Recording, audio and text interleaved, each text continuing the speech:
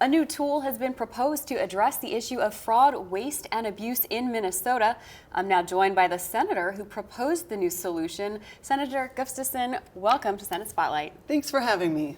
Absolutely. So during the interim, you announced your intention to introduce legislation that would create a new Office of Inspector General. What inspired you to call for this?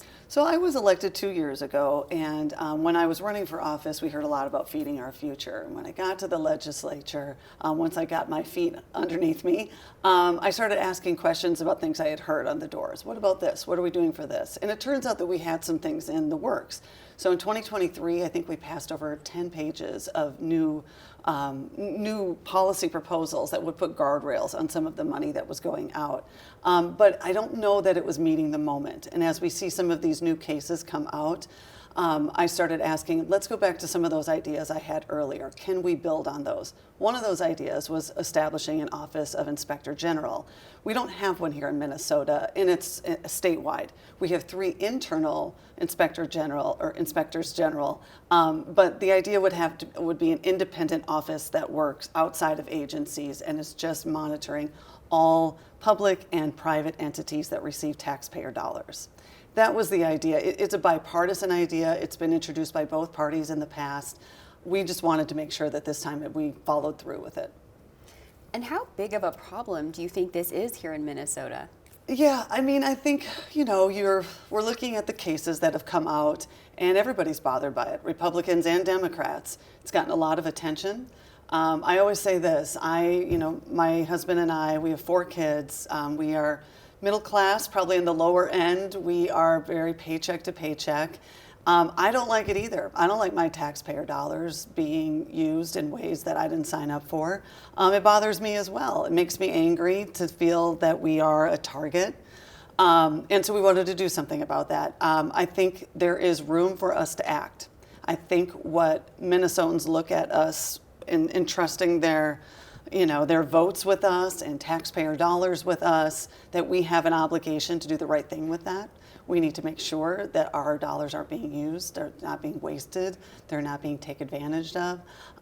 And that's probably what this office is, the primary goal. It's an independent oversight authority that would make sure that any public or private entity that receives taxpayer dollars would be open to investigation if those dollars looked like they weren't being used properly. Now, we know fraud, waste, and abuse is bad, but how does it impact taxpayers? I think there are a lot of really great programs out there, programs that have really good intentions. If you look at some of the recent cases, the autism centers, those are like legitimately good programs that are trying to help people. And when people take advantage of those programs and those dollars, it's not just the fact that we've lost money. We have hurt people in our communities who needed those services. And when we go to try to fund services like that in the future, if people can't trust us with those dollars, it's going to be very hard to accomplish those goals. And are you getting that kind of feedback from constituents on this topic?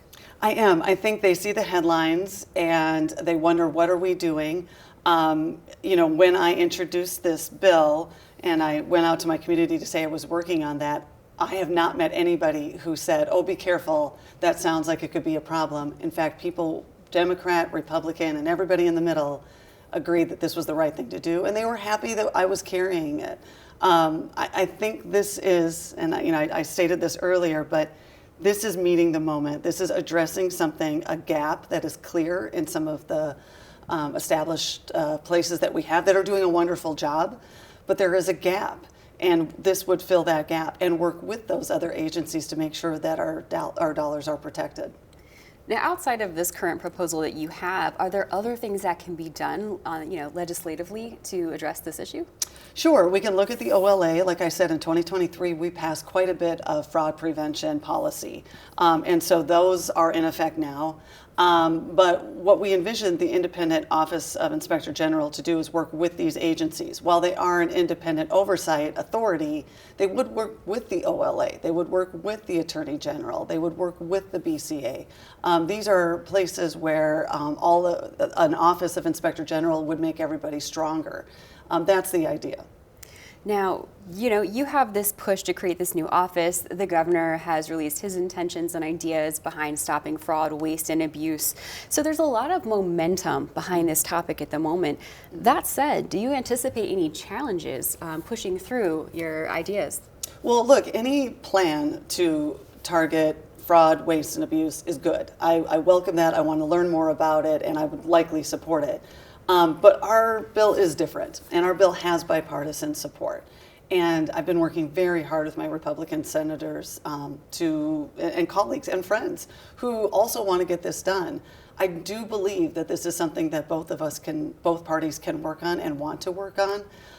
And so I'm so happy to hear that the governor has plans, but we're going to do what we do in the legislature and try to get a bill passed that has bipartisan support. Okay. Do you have any message for Minnesotans on this topic? What do they need to hear from you? I want Minnesotans to know that I hear their concerns. I share their concerns. Their concerns are valid, and that's why I am making this my top priority for this session, because I really want to help to answer those concerns with a real solution and not just talking points. Senator, is there anything else I haven't asked you yet on this topic that you'd like to say? I would say that I am excited about a balanced power in the legislature. And while not everybody might be, I really am. I think we have a unique opportunity. And when you could find issues like this that have bipartisan support, it really shows Minnesotans that there are things we agree on and there are things that we can get done. Big things, not just small things, but really big things that will help and make a difference. And so I'm looking forward to this session. I think it's going to be good. Senator, thank you so much for your time. Thank you.